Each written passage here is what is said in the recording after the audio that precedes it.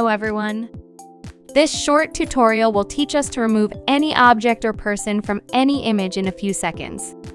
First, click on the Object Selection tool from the Tool menu and make a rough selection around the person. In most cases, it will automatically detect the object or person. Now click on the Select tab, then click on Modify, then choose Expand. Give it a value between 2 to 4 and then hit OK.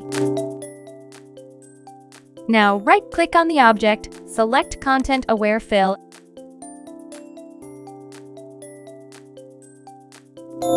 and then click on the OK button. Now press Ctrl+D on the keyboard. That's it!